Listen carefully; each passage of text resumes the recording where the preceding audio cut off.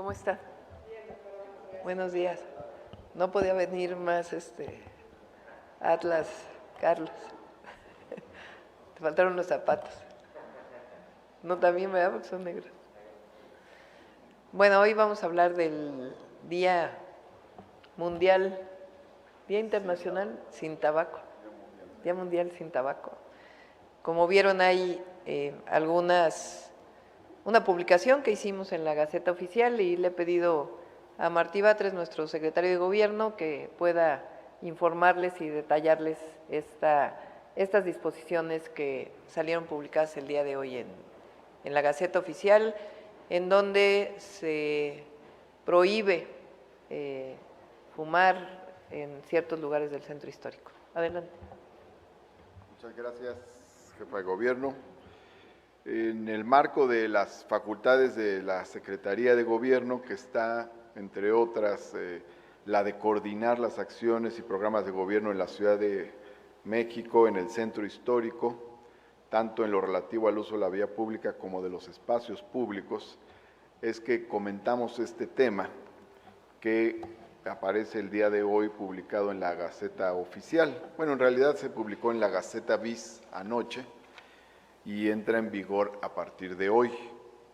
Se trata de un aviso que emite la Agencia de Protección Sanitaria de la Ciudad de México, por el que se determinan ciertos espacios libres de humo y otras emisiones que interfieran con el derecho de personas no fumadoras.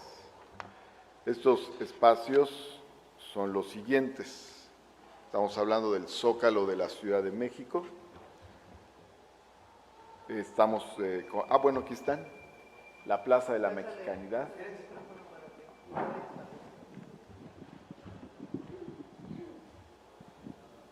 ¿Cuáles son estos espacios? Es el Zócalo de la Ciudad de México, la Plaza de la Mexicanidad, que queda a un costado del edificio de gobierno, frente a la Suprema Corte de Justicia, las plazas Manuel Gamio, del Seminario, el Empedradillo, que están a los costados de la Catedral, la plaza que está ubicada en la calle de Monte Piedad, es enfrente de la Catedral, la calle Francisco y Madero, que hoy es un corredor peatonal, los portales del edificio de gobierno, los portales del antiguo Palacio del Ayuntamiento, los portales del edificio, bueno, de la cuadra donde se encuentra el Congreso local, las oficinas del Congreso local, pero que abarca todos los portales, y la calle 20 de noviembre entre el Zócalo y Venustiano Carranza. Es decir, es el Zócalo y las calles, espacios públicos o plazas adyacentes. Toda esta zona se considera libre de humo de tabaco y en general libre de emisiones de humo para proteger a las personas no fumadoras. Es una medida de salud, de protección del medio ambiente y también es una medida que busca proteger la circulación en estos grandes espacios públicos que están en el corazón del país, de todas las familias, porque aquí vienen niñas, niños, adultos mayores, mujeres, personas de todas las edades, actividades de muy diverso tipo, cívicas, culturales, lúdicas, comerciales, etcétera.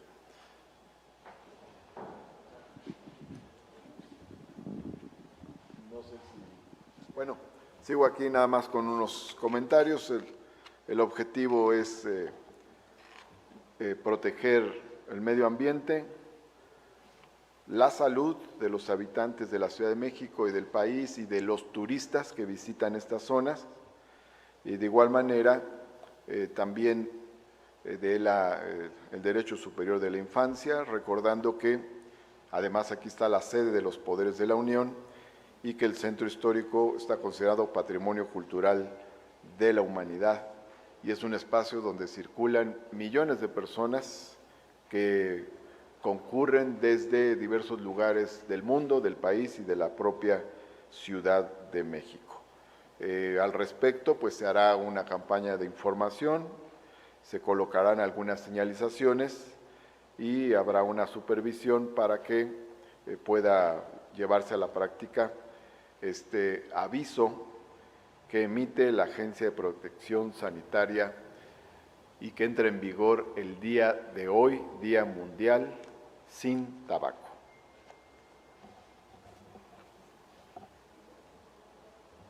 Iniciamos sesión de preguntas y respuestas con Wendy Roa de Grupo Imagen.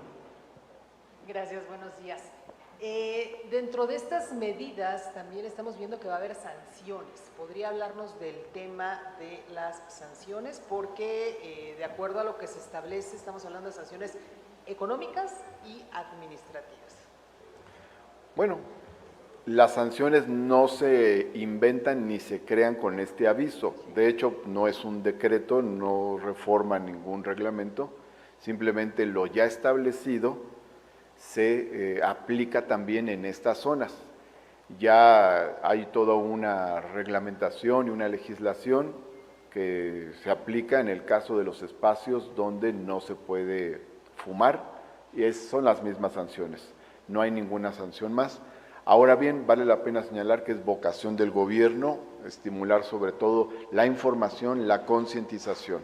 El gobierno no tiene una orientación punitiva, sino fundamentalmente concientizadora, eso es lo que se va a priorizar, pero la sanción ya está establecida en las normas que corresponden precisamente a la prohibición de fumar en ciertos espacios. Se dice también en lo publicado que se estará invitando a quien fume en estas áreas a salir del área confinada. En este caso, ¿se está teniendo alguna presencia especial de policías, no sé, servidores públicos que van a estar presentes para estar haciendo este tipo de invitaciones a dejar de fumar? También el tema a veces puede derivar quizá en violencia, de que los fumadores no se quieran. ¿Cómo van a tratar este tipo de situaciones? No habrá un personal especial, de hecho, pues ya hay determinados servidores públicos que realizan ciertas funciones en esta zona y este es uno de los temas que tendrá que supervisarse, pero de ninguna manera se entrará en choque con personas que pudieran estar fumando en estas zonas, sino que se realizará una labor de concientización basada en el diálogo. Es la segunda medida o la segunda medida más grande que se tiene aquí en la capital en contra del tabaco. La primera fue la prohibición que se tuvo de fumar en espacios cerrados. Ahora es esta.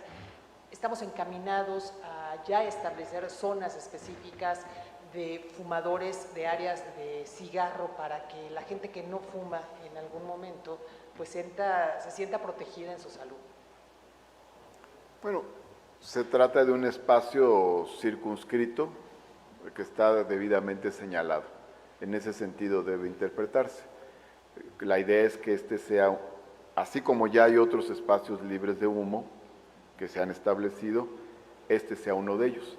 La Ley General sobre restricciones al consumo de tabaco ya establece diversos tipos de espacios, por ejemplo, lugares físicos de acceso público o también algunos centros de trabajo o también menciona ciertos tipos de espacios de concurrencia colectiva.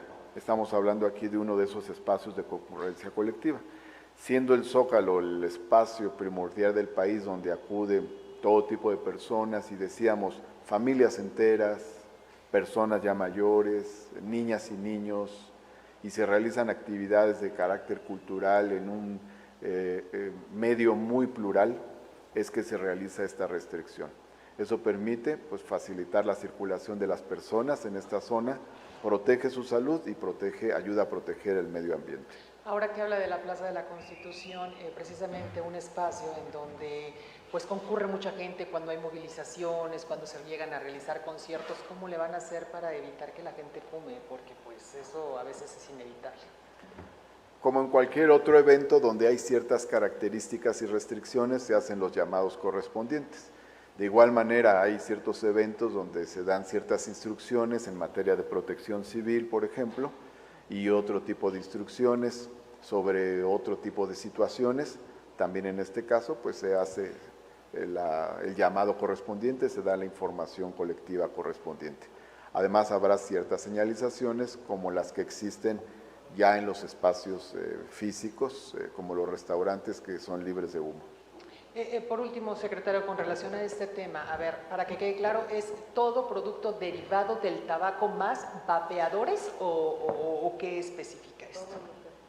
Sí, en general, sí, por ejemplo, vapeadores, cigarros, en fin, todo lo que… Puros, Todo lo que genere emisiones de humo que puedan dañar la salud. Perfecto, gracias. Lo que genere inhalaciones involuntarias de personas no fumadoras, que son las protegidas en este caso. Gracias. Y doctora, si me permite, en otro tema, el día de hoy publicamos en el periódico Excelsior la situación que se está viviendo actualmente una vez que todos regresamos nuevamente a nuestras actividades después del confinamiento por la emergencia sanitaria, y estamos viendo un congestionamiento vial impresionante en muchas arterias de la capital. En ese sentido, ustedes no sé si tengan algún trabajo, alguna estrategia para tratar de aminorar los efectos negativos que de alguna u otra forma se están viendo en el tránsito de la Ciudad de México. Pareciera, o a lo mejor nos desacostumbramos durante 2 años, pero lo que hoy estamos viendo pareciera, insisto, que es mucho mayor la cantidad de vehículos que hay en la calle que los que teníamos antes de la pandemia. Sí. Nosotros tenemos un programa integral de movilidad en la Ciudad de México. Esto incluye una inversión histórica que estamos haciendo en transporte público principalmente y también en la movilidad en bicicleta. La inversión en transporte público, lo he dicho en otras ocasiones, llega a cerca de 80,000 millones de pesos, lo que vamos a ejercer durante nuestro gobierno. Además, hemos hecho puentes vehiculares que mejoran también la movilidad en el transporte público y en el transporte individual, y algunas otras acciones que inclusive estamos desarrollando ahora. Estos puntos conflictivos que mencionan ustedes son en algunos lugares de la ciudad, porque nosotros tenemos medido, que lo vamos a presentar también con movilidad, que hay muchos otros lugares en donde ha disminuido el congestionamiento vial. Entonces, obviamente, la disminución del tránsito vehicular pues depende principalmente de la mayor inversión en transporte público, para que se pueda dejar el vehículo y utilizar el transporte público, además de otras acciones que se puedan hacer para mejorar la movilidad individual. Entonces, sí hay un proyecto, hay un plan integral y el congestionamiento en algunas zonas sí se ha intensificado, pero en muchas otras inclusive ha disminuido. ¿Este plan en breve estaría entonces? Sí, de hecho, probablemente lo presentemos el lunes o martes de la próxima semana.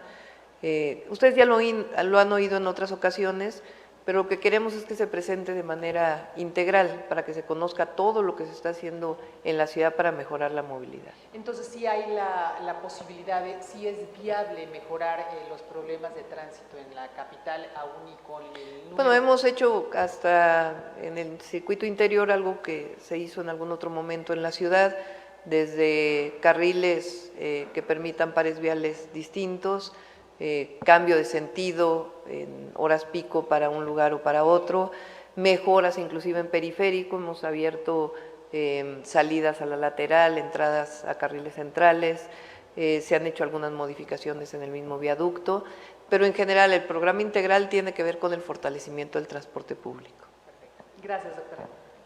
Continuamos con Carlos Navarro del Heraldo. Buenos días a todas y todos. Preguntarles si tienen contemplado un periodo de tolerancia para que las personas asistentes aquí al primer cuadro comiencen a familiarizarse con esta nueva disposición. Más que tolerancia, como bien lo dijo el secretario de Gobierno, nuestra orientación siempre ha sido a la educación, a la información, y esa es la orientación que vamos a seguir ahora. Entonces, sí hay sanciones que no están especificadas en este caso, en particular porque son sanciones en general para los lugares en donde está prohibido fumar, o cualquier otro, como los vapeadores, etcétera, que provocan humo. Pero nuestra orientación es principalmente a la información y sabemos que la gente va a cooperar porque así es la ciudad. ¿Cuál sería la ruta en caso de que hubiera personas reincidentes en este caso y no estén atendiendo el llamado? Bueno, hay sanciones que existen, hay incluso el juzgado cívico en algunos casos, pero estamos confiados en que la gente va a cooperar en el momento en que se informe adecuadamente. Preguntarles, ya decía el secretario que todo tipo de emisiones son las que incluyen en esta disposición. ¿Qué va a pasar con el movimiento 420 que está en la Plaza de la Mexicanidad? ¿Cómo van a proceder? Porque todos los días pues varios integrantes con sus demandas sobre ese tema. Bueno, el decreto incluye todo tipo de emisiones de humo que puedan dañar la salud de personas no fumadoras.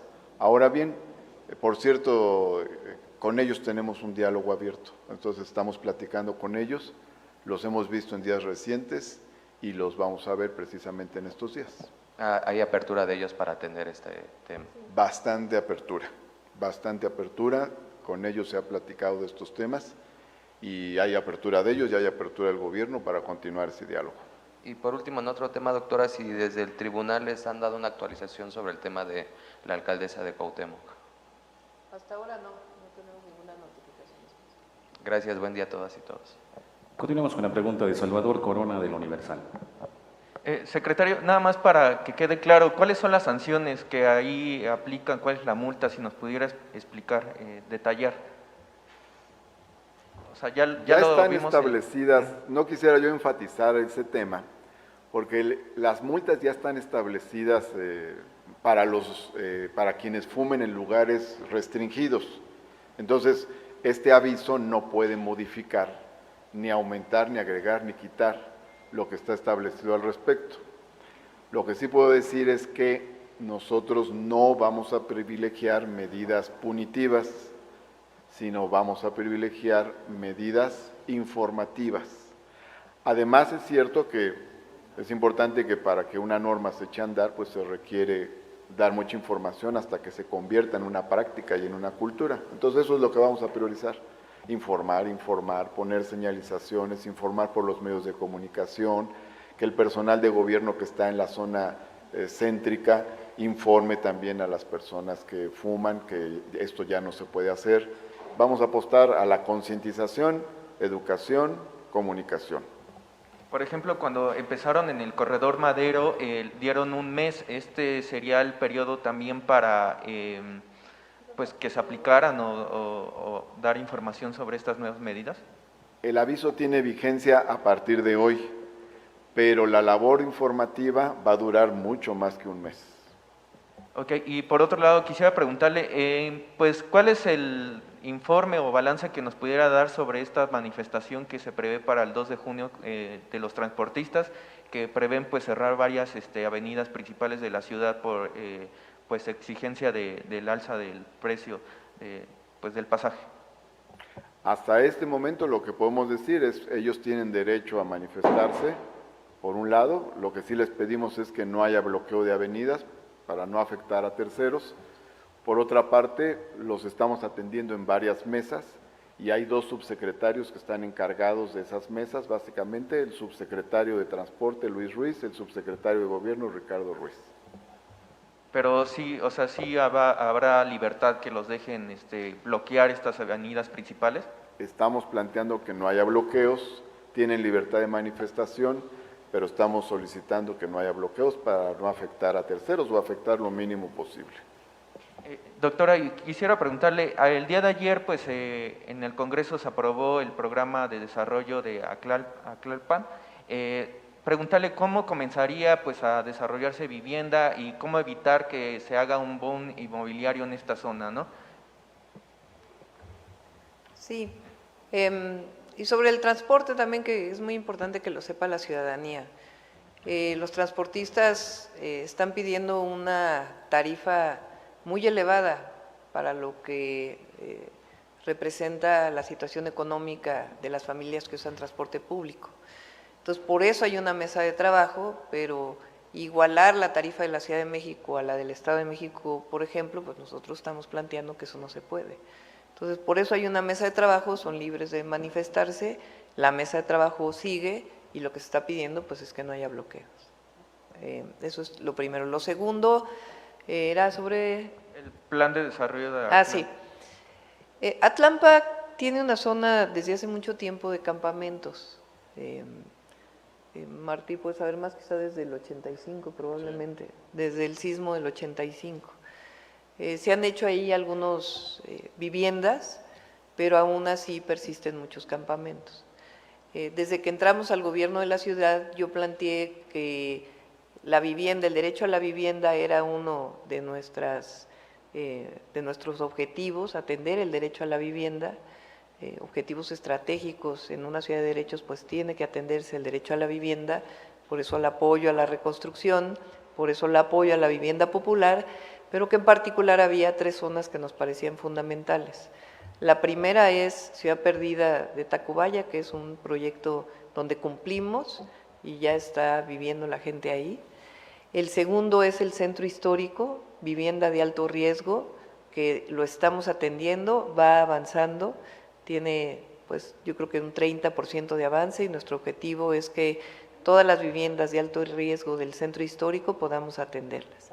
Y el tercero es Atlampa, poder acabar con los campamentos que hay ahí.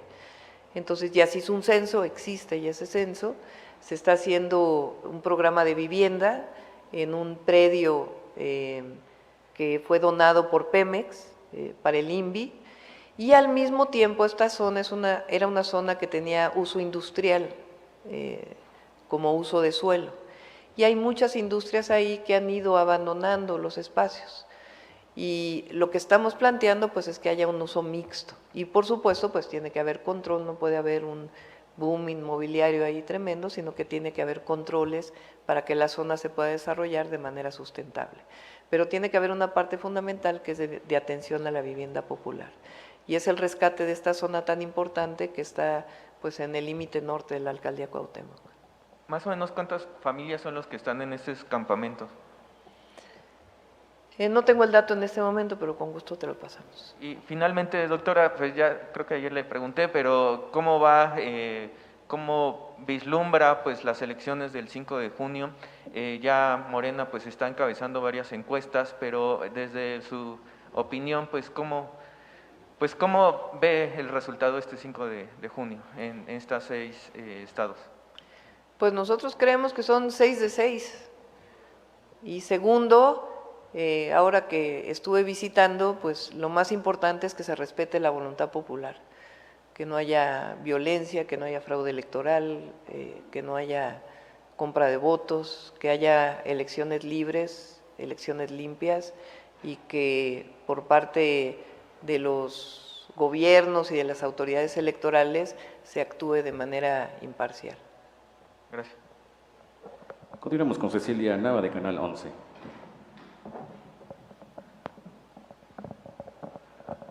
Hola, buenas tardes a todas y todos. Doctora, antes de cambiar de tema de este tema de elección, me ha tocado hacer algunos perfiles. En algunos estados es ya muy probable, de acuerdo a las encuestas, que haya más mujeres gobernadoras. ¿Esto qué representa para la primera mujer jefa de gobierno? Pues importantísimo. En este momento vemos, bueno, si consideramos la jefatura de gobierno similar a una gobernatura, 7 mujeres que estamos a cargo de nuestras entidades.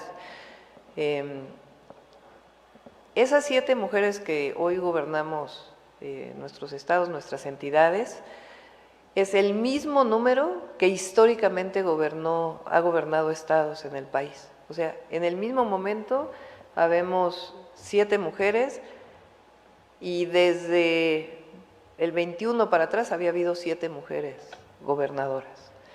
Entonces, pues evidentemente es un avance importantísimo. Y ahora que va a haber al menos, yo creo que 3 mujeres más, pues también va a ser muy, muy importante poder tener 10 mujeres gobernadoras. Y pues obviamente todavía falta más. Ajá. Esto fortalecería y daría como más información a la población que la mujer también podría gobernar todo un país?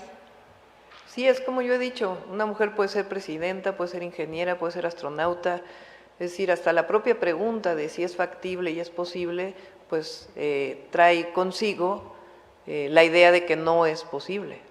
Y al contrario, la igualdad sustantiva de la mujer implica que las mujeres estamos capacitadas y formadas para poder ocupar no solamente cargos políticos, sino cualquier actividad técnica de desarrollo social. Durante muchos años se consideró que las mujeres solamente podíamos estar a cargo de nuestro hogar, de nuestros hijos, y hoy pues es claro que hay mujeres que quieren dedicarse solamente a esa actividad y está muy bien, pero toda mujer que quiera dedicarse a otra actividad se deben de generar todas las condiciones para que así sea. Doctora, y en el tema de las zonas libres de humo, ¿para cuándo iniciarán la entrega de volantes, las campañas de información? Pues probablemente mañana o a partir del próximo lunes, pero sí es muy importante que el día de hoy se informe. Todo lo que es el Zócalo de la Ciudad de México y sus calles de alrededor está prohibido fumar, vamos a ponerle así, el uso de cualquier cigarro, vapeador, etcétera, que emita humo. Gracias. La última pregunta es de Joana Flores, del Grupo ASIR. ¿Qué tal? Buenas tardes a todos. Sobre este tema, doctora, entonces, para que quede claro, no habrá policías, funcionarios remitiendo al juzgado cívico a las personas, pero ¿quiénes sí podrán estar realizando apercibimientos o estos exhortos a apagar el cigarro? Hay muchos compañeros que trabajan en el centro histórico, desde personas que están en vía pública, promotores. Entonces ellos van a estar ayudándonos a informar a la ciudadanía. Vamos a colocar, obviamente tiene que ser con autorización del Instituto Nacional de Antropología e Historia, señalización para que se sepa que está prohibido fumar en esta zona, o que es libre de humo, vamos a ponerle así, que esta zona es libre de humo. Entonces, como bien dice Martí, así como en el cubrebocas nunca multamos a nadie por no usar cubreboca, de la misma manera, en este caso, aun cuando hay sanciones, sabemos que la gente va a cooperar para que en esta zona sea libre de humo. Doctora, y en otro tema, si me permite, la semana pasada salió el caso de un chico que estaba avisando que iba a hacer un disparos en una escuela pública de la alcaldía Venustiano Carranza. Saber cómo van estos trabajos justamente para evitar este tipo de situaciones, también después del caso en República de Chile.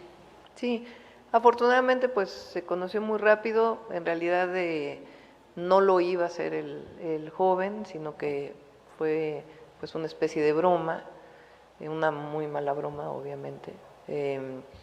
Y lo que estamos haciendo con la Autoridad Educativa Federal es una concientización, capacitación, formación con los padres de familia, los maestros, los estudiantes, y en algunos casos donde los padres de familia están de acuerdo, se hace la mochila segura por parte de los propios padres de familia.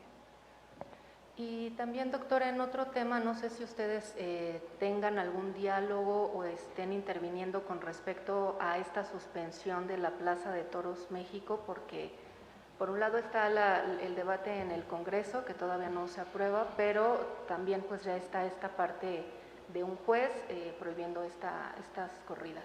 Sí, bueno, no sé si fuimos notificados, ¿tú tienes ese dato ya? No sé. Si le preguntan a Néstor, para ver si… Hasta ahora lo hemos visto en los medios de comunicación, no, hasta ayer no habíamos sido notificados, por lo menos esa información me dio el consejero jurídico, pero es decisión de un juez, no fue algo que nosotros impulsáramos, y pues vamos a ver exactamente cuál es el planteamiento que hace el juez. De acuerdo. Y finalmente, doctora, ayer… Y en este caso siempre he planteado yo que es muy importante abrir estos temas al debate, porque hay posiciones en contra, a favor, no quiero manifestarme personalmente, creo que es algo que son temas muy importantes que se abran al debate público. Gracias. Y finalmente, doctora, ayer nuevamente el diario El País publica estos peritajes, menciona que la Fiscalía coincide en que hubo fallas de mantenimiento en la línea 12. la Fiscalía rechaza esta publicación. ¿Cuál es la lectura desde el gobierno de la ciudad, doctora, sobre todo el mensaje a la ciudadanía que está entre estos dos discursos? No, yo creo que aclaró muy bien la Fiscalía. Ayer escuché la aclaración de la Fiscalía y creo que aclaró muy bien. Doctora, ¿se le da la vuelta ya al tema de los peritajes, encaminados únicamente ya al tema de la rehabilitación? Es decir, ¿ya no habrá un tercer peritaje? Eso, digamos, jurídicamente le corresponde a la Fiscalía General de Justicia. Y como lo he dicho, nosotros estamos dedicados a la rehabilitación, al reforzamiento y a que vuelva a operar la línea 12. Y la parte del peritaje le corresponde a la Fiscalía, el deslinde de responsabilidades y las sanciones. Gracias, doctora. Concluimos con la sesión de preguntas y respuestas. Muchas gracias. Gracias.